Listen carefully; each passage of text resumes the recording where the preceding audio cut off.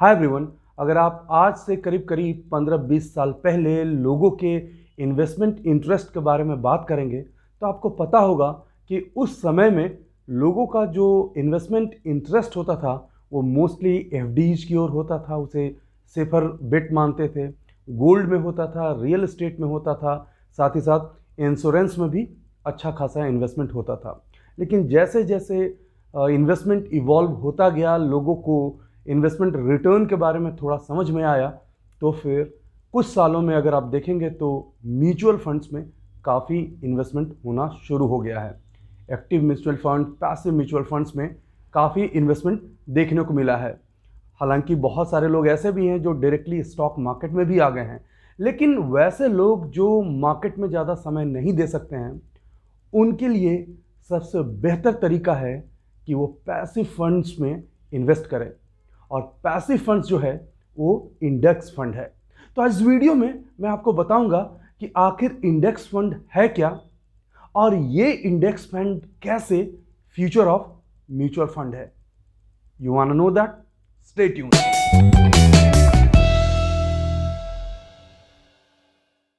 Welcome back. मेरा नाम अनुराग है। मैं सनफिप कैपिटल का फाउंडर हूं, एक प्रोफेशनल ट्रेडर और ट्रेनर हूं, साथ ही साथ एक सेबी सर्टिफाइड रिसर्च एनालिस्ट हूं।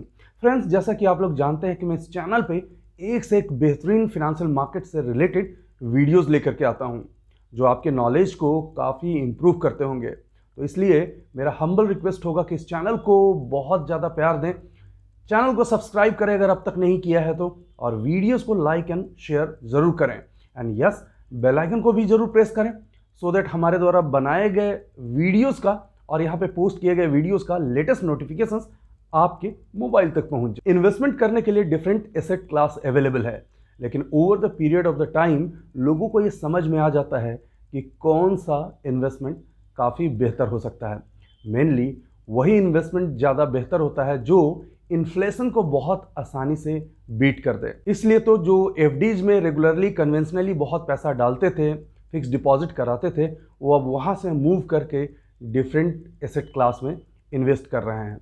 बात करते हैं इंडेक्स फंड्स को लेकर के। तो इंडेक्स फंड्स यानी इंडेक्स म्यूचुअल फंड्स के बारे में बात करने से पहले सबसे पहले समझ लेते हैं कि आखिर इंडेक्स ये टर्म होता क्या है।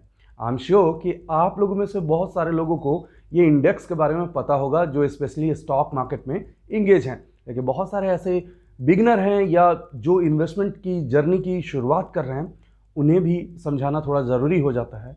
तो इंडेक्स का मतलब होता है सूचकांक। बेसिकली इकोनॉमी कैसी परफॉर्म कर रही है, इकोनॉमी का जो रिफ्लेक्शन है स्टॉक मार्केट, वो कैसा बेहतर परफॉर्म कर रहा है, उसको मेज़र करने के लिए इंडेक्स बनाए जाते हैं। इंडिया में मेजरली दो इंडेक्स हैं। एनएससी जो एक्सचेंज है, उसके ऊपर निफ्टी 50 है जो 50 शेयर से मिलकर के बना हुआ है, और बीएससी के ऊपर सेंसेक्स है जो 30 शेयर से मिलकर के बना हुआ है होता है। यानी जो 50 शेयर्स जो होते हैं या जो 30 शेयर्स जो सेंसेक्स में होते हैं, वो बेसिकली डिफरेंट सेक्टर को रिप्रेजेंट करते हैं, और उनके परफॉर्मेंस से, उन स्टॉक के परफॉर्मेंस से ये पता चलता है कि मार्केट ओवरऑल काफ़ी अच्छा है। ओवरऑल बहुत सारे स्टॉक हैं एक्सचेंजेस पे, लेकिन जो टॉप के जो स्टॉक है उनके परफॉर्मेंस से काफ़ी आइडिया लग जाता है कि स्टॉक मार्केट कैसा परफॉर्म कर रहा है, और जिस कंपनी का स्टॉक परफॉर्म कर रहा है इसका मतलब उस कंपनी का बिजनेस बहुत अच्छा है। और ये सारी कंपनीज ऑफ कोर्स इकोनॉमी में ही है। ये तो मार्केट में बहुत सारे एक्टिव म्यूचुअल फंड्स हैं, जैसे small cap, mid cap, large cap, लेकिन ये हमेशा से देखा गया है कि over the period of the time जो एक्टिव फंड्स हैं वो इंडेक्स फंड यानी पैसिव फंड को बीट नहीं कर पाते हैं। लॉन्गर पीरियड में इंडेक्स फंड ही कंसिस्टेंटली अच्छा खासा रिटर्न देता है। उसका रीज़न ये होता है कि जो एक्सपेंस रेशियो होता है, जो खर्च होता है, वो एक्टिव फंड्स को मैनेज करने में ज़्यादा होता है। यानी जो एक्टिव फंड्स के जो फंड मैनेजर होते हैं वो अच्छा खासा फ़ी चार्ज करते हैं, और वो फ़ी काफ़ी कम होता है इंडेक्स फंड में, तो जिसके कारण index funds over the period of the time काफ़ी बेहतर परफॉर्म करता है। अब समझते हैं यहाँ पे कि इंडेक्स फंड्स होता क्या है, इंडेक्स फंड म्यूचुअल फंड्स क्या है। तो जैसा कि मैं इंडेक्स के बारे में बता चुका हूं कि निफ्टी और सेंसेक्स एक इंडेक्स है, एक सूचकांक है, और इंडेक्स म्यूचुअल फंड जो होगा वैसा म्यूचुअल फंड, वैसा फंड्स जिसका फंड मैनेजर पूरी तरीके से इन्वेस्टमेंट उन्हीं कंपनियों में करेगा जो निफ्टी में है या सेंसेक्स में है। मैं एग्जांपल के लिए निफ्टी को ही लेता हूं क्योंकि उसमें 50 स्टॉक हैं और ज़्यादा डाइवर्सिफाइड हैं। तो निफ्टी में जो 50 स्टॉक्स अवेलेबल हैं उनका डिफरेंट वेटेज है। Let's say Reliance industry, HDFC bank, HDFC, इनका एक सर्टेन वेटेज निफ्टी में है। तो जितना वेटेज, जितना वैल्यू उन कंपनियों का निफ्टी में है, उतना ही इन्वेस्टमेंट किया जाता है इन पर्टिकुलर कंपनीज में म्यूचुअल फंड्स के द्वारा। यानी आप ये मान लीजिए सीधे सीधे कि जो इंडेक्स फंड्स होगा वो इंडेक्स का कॉपी होगा, इंडेक्स का ही रिप्लिकेशन होगा, उसको रिप्लिकेट किया जाएगा। तो आपको बिना किसी टेंशन के कारण अच्छा रिटर्न आते जाएगा। उसका रीजन है कि over the period of the time जो इंडेक्स फंड्स है उसने 15 to 16% का कंसिस्टेंटली रिटर्न दिया है। लास्ट 1 ईयर में तो वैसे डबल हो चुका है इंडेक्स, लेकिन over the period of the time आप देखेंगे तो 15 to 16% का रिटर्न रहा है, जो काफ़ी हेल्दी है। अगर आप इसको compound annual growth rate CAGR के हिसाब से देखेंगे तो 20 सालों में, 25 सालों में बहुत ही अच्छा कॉर्पस आप इंडेक्स फंड में इन्वेस्ट करके बना सकते हैं। जैसा कि आप लोग जानते होंगे कि निफ्टी में जो 50 स्टॉक होते हैं वो परमानेंट नहीं होते हैं।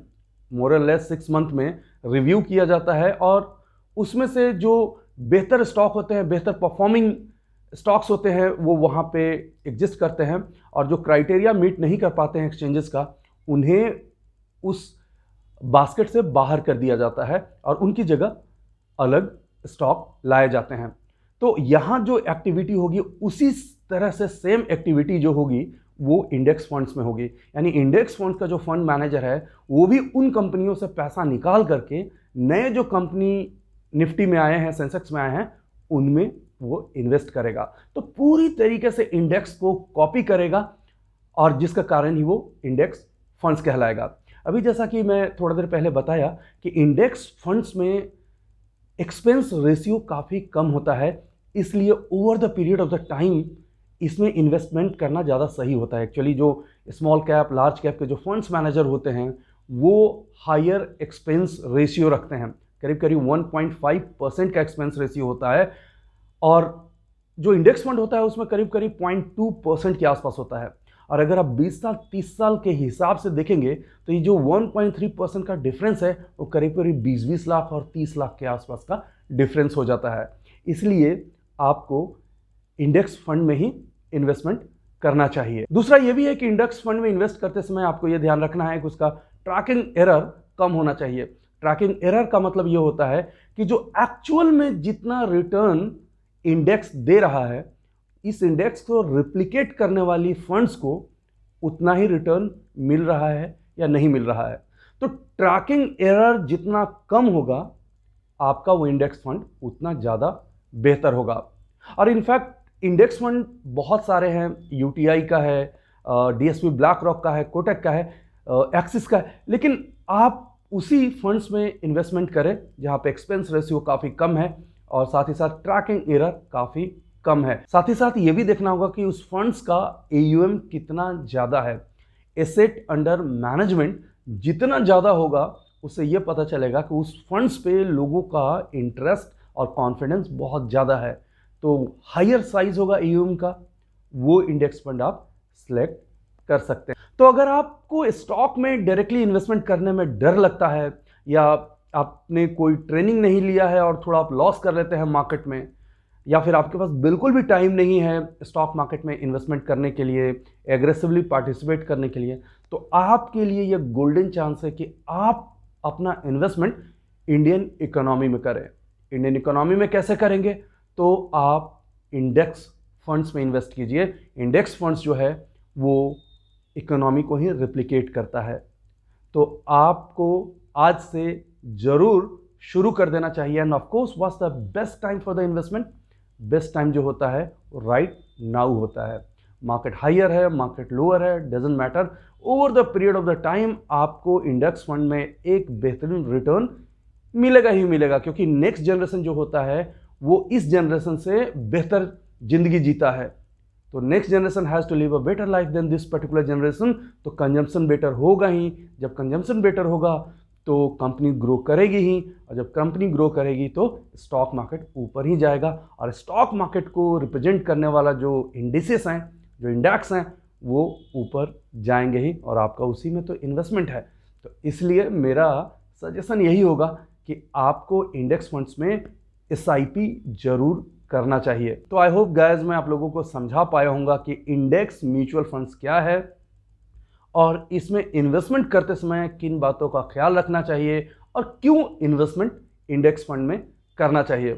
समराइज कर देता हूँ एक दो लाइन में कि इंडेक्स फंड बेसिकली इकोनॉमी को रिप्लिकेट करता है, ट्रैकिंग एरर काफ़ी कम होते हैं, और साथ ही साथ यहाँ पे एक्सपेंस रेशियो भी काफ़ी कम होता है अदर म्यूचुअल फंड्स जो अवेलेबल है मार्केट में उसके कंपैरिजन में।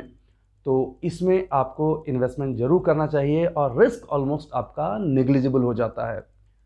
तो इसलिए ये फंड्स काफ़ी बेहतर है और फ्यूचर ऑफ म्यूचुअल फंड्स भी हो सकता है। ये वीडियो आपके नॉलेज के लिए कैसा लगा कमेंट सेक्शन में जा करके ज़रूर मुझे बताएं। मुझसे पर्सनली भी आप कनेक्ट हो सकते हैं लाइव मार्केट के दौरान। हमारा फ्री टेलीग्राम चैनल ज्वाइन करके उस चैनल का लिंक डिस्क्रिप्शन बॉक्स में नीचे दिया गया है। Thanks for watching, take care. Video को लाइक करें, शेयर करें, सब्सक्राइब करें और आने वाले वीडियोस के नोटिफिकेशंस के लिए बेल आइकन को दबाएं।